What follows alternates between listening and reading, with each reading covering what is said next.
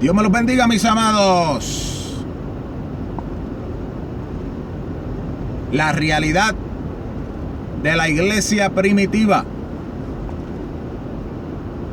Tú sabes que yo por mucho tiempo estuve errado, pensando que la iglesia primitiva era como perfecta, gloriosa, que eso era lo mejor que había y que nosotros debíamos volver a ser como la iglesia primitiva. Y yo prediqué eso por mucho tiempo, que hay que volver a ser como la iglesia primitiva, y hay que ser como la iglesia primitiva, la iglesia primitiva para aquí, la iglesia primitiva para allá. Pero en estos días me he dado cuenta por primera vez que la iglesia primitiva tenía tantos problemas como nosotros hoy día. Es verdad que la iglesia primitiva tenía cosas buenas que a lo mejor nosotros no tenemos y tenemos que aspirar a tener. Sin embargo, la iglesia primitiva tenía montones de problemas, habían montones de pecadores, habían falsos hermanos, habían algunos que habían entrado encubiertamente, tornando la gracia de Dios en libertinaje. Habían algunos que habían apostatado de la fe. Habían quienes habían vuelto al mundo. Habían viudas quienes habían negado su primera fe y habían volvido a Satanás. Habían obispos, en Hechos capítulo 20, que Pablo le dice: de entre vosotros mismos se levantarán lobos rapaces que no perdonarán al rebaño. Habían judíos en la iglesia primitiva que no querían aceptar a los gentiles. Habían hermanos en la iglesia primitiva que se separaban y se dividían porque algunos guardaban el sábado, porque otros comían legumbres, porque tenían diferentes costumbres y prácticas, y había diversidad de opiniones en ciertas áreas en la iglesia primitiva. Además de eso, en la iglesia primitiva no todos tenían el mismo conocimiento de la doctrina. Los apóstoles sí tenían la doctrina y sí la estaban enseñando, pero entre los hermanos todavía estaban aprendiendo. O sea, no conocían la doctrina a perfección y algunos tenían diferencias entre los unos y los otros en cuanto a la manera que ellos entendían. En la iglesia se manifestaba todo esto. No era una iglesia perfecta en la manera que tendemos a pensar. Por lo menos en la manera que yo pensaba. La iglesia primitiva no era lo que yo pensaba que era. ¿Por qué estoy hablando de esto? Porque yo antes andaba frustrado. Andaba frustrado todo el tiempo pensando que tenemos que volver a ser como la iglesia primitiva. Y a veces pensaba que hasta que no volvamos a ser como la iglesia primitiva, Cristo no va a hacer nada. Esto va a seguir peor. Y yo andaba frustrado viendo el mucho desorden que hay en las iglesias de hoy. Esa frustración que yo sentía al ver el desorden del día de hoy causaba que yo me separara de los hermanos, que yo no quisiera tener comunión con los hermanos, que yo no quisiera trabajar en las iglesias. Causaba que yo todo el tiempo estuviera criticando, quejándome, y causaba muchos otros pecados en mi vida, porque yo andaba buscando una iglesia que fuese como la iglesia primitiva. El problema era que la imagen que yo tenía de la iglesia primitiva era falsa. La iglesia primitiva tenía montones de problemas. Entonces, ¿cómo fue que los apóstoles pudieron funcionar en medio de ese desorden que había también en la iglesia primitiva? ¿Cómo fue que los evangelistas como Felipe pudieron funcionar?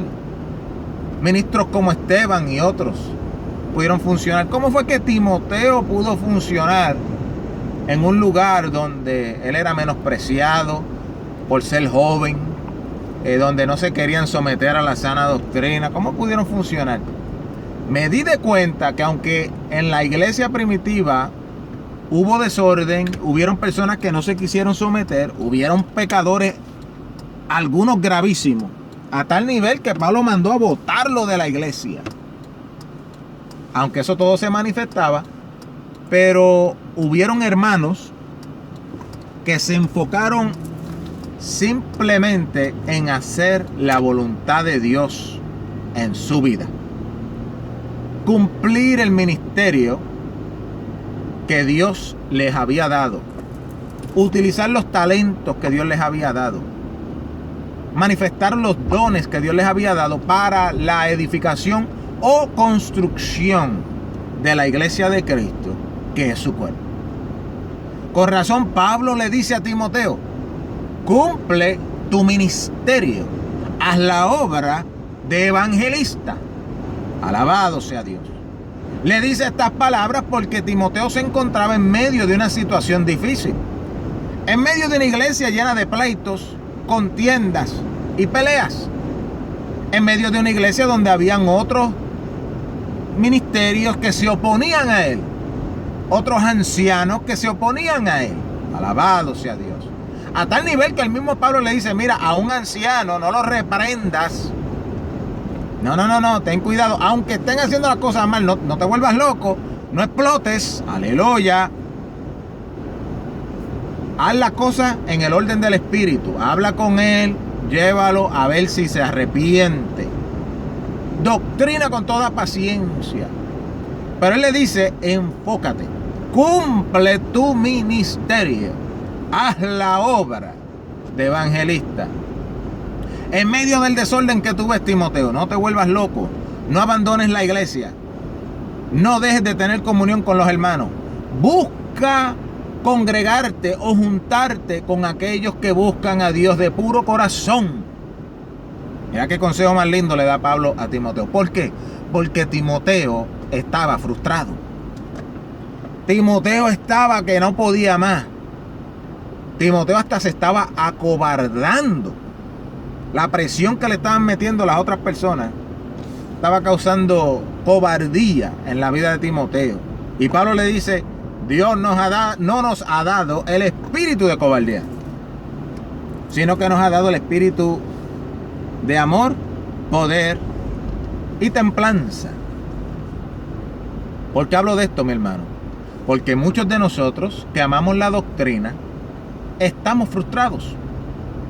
Estamos frustrados a ver el desorden que hay en tantas iglesias alrededor del mundo entero. Usted va a iglesia y ve un desorden, ve cosas que son en contra de la doctrina, ve gente andando en pecado. Prende la radio y escucha gente predicando doctrinas falsas. Prende la televisión en el canal cristiano y lo que ve es un desorden, mi hermano, que eso da asco. ¿Y qué es lo que uno siente? Uno siente ganas de empacar todo y salir corriendo. Esto no sirve, olvídate. Pero hoy te digo, hermano, no cometas el error que yo cometí. Cumple tu ministerio. Haz la obra que Dios te ha dado a hacer. Quién sabe tú no tengas un ministerio, ¿verdad? Como los llamados en Efesios 4 del pastorado, evangelista, apóstol, profeta, maestro. A lo mejor no sea de eso, pero hay algo que Dios quiere de ti. Enfócate en cumplir eso que Dios quiere de ti. En medio de la tormenta, mantén la paz. En medio de la tormenta, funciona para Dios. Muy bien, no te digo que seas copartícipe de los pecados ajenos, de los pecados de otros. No. No te digo que apoyes el pecado ni que apoyes el libertinaje. Eso no lo puedes hacer. Sométete a la sana doctrina.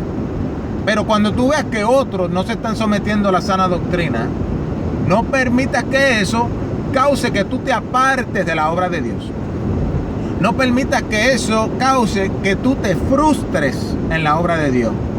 Que eso frustre tu cristianismo, que eso frustre, no permita que eso frustre tu caminar con Dios, tu comunión con Dios, tu consagración con Dios. No permita que esas malicias del diablo que han entrado a la viña del Señor frustren el propósito de Dios en tu vida.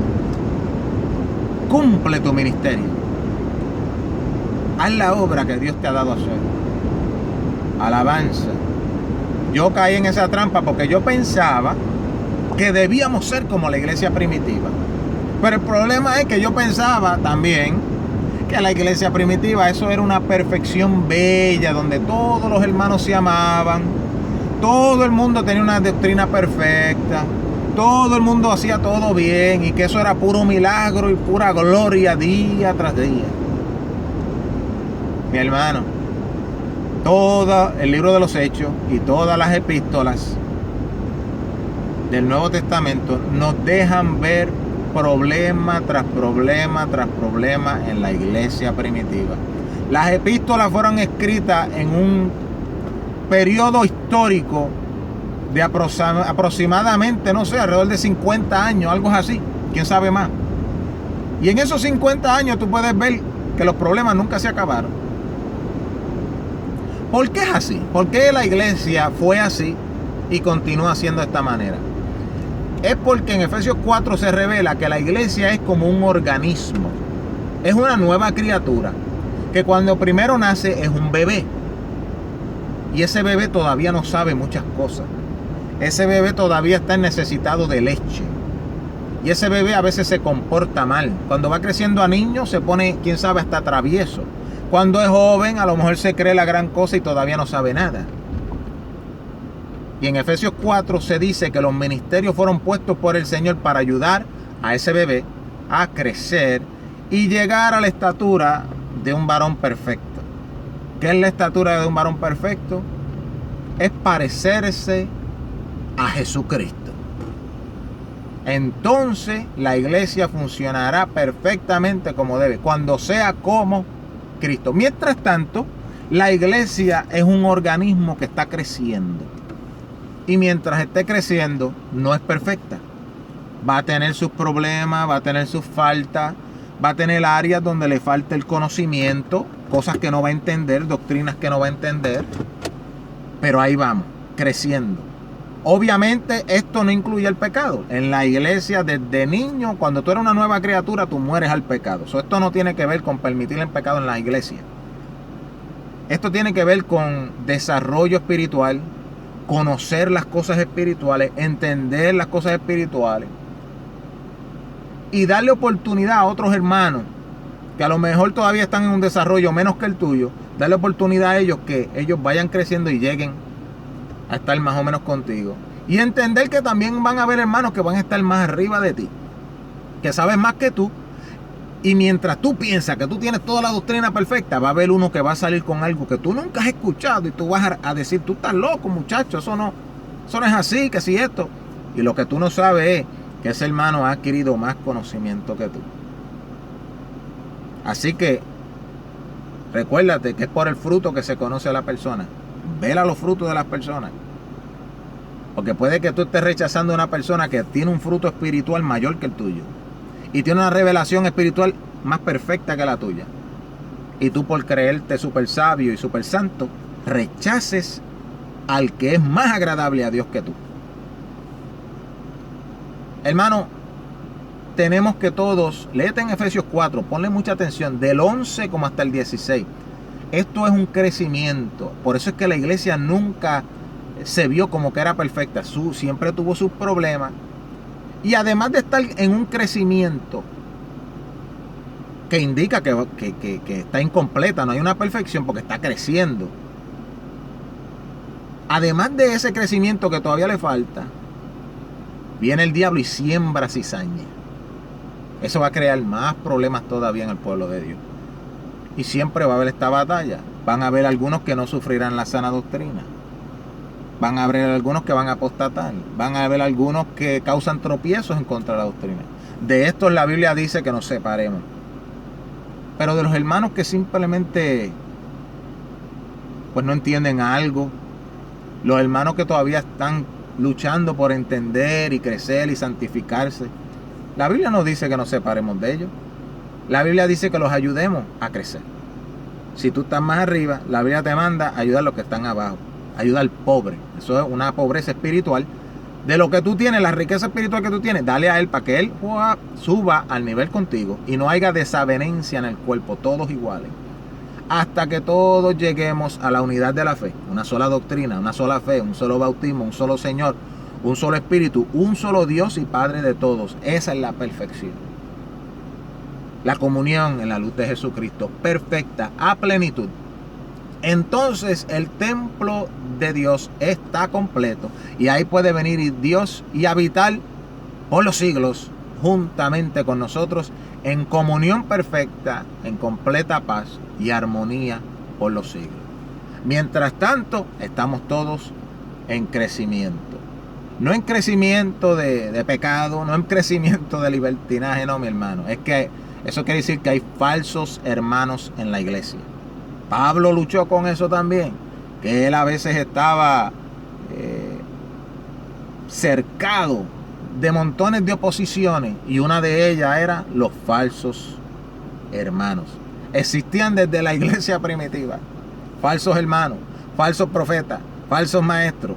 Se profetizó que estarían en la iglesia. Estuvieron en la iglesia primitiva, han estado en la iglesia históricamente y están en la iglesia hoy día. No permitas que esa existencia de los falsos y pecadores frustre tu vida espiritual, frustre tu caminar espiritual y tronche o estorbe el que tú hagas la voluntad de Dios. Dios te bendiga, Dios te guarde y en el nombre de Jesús, a Dios sea toda la gloria.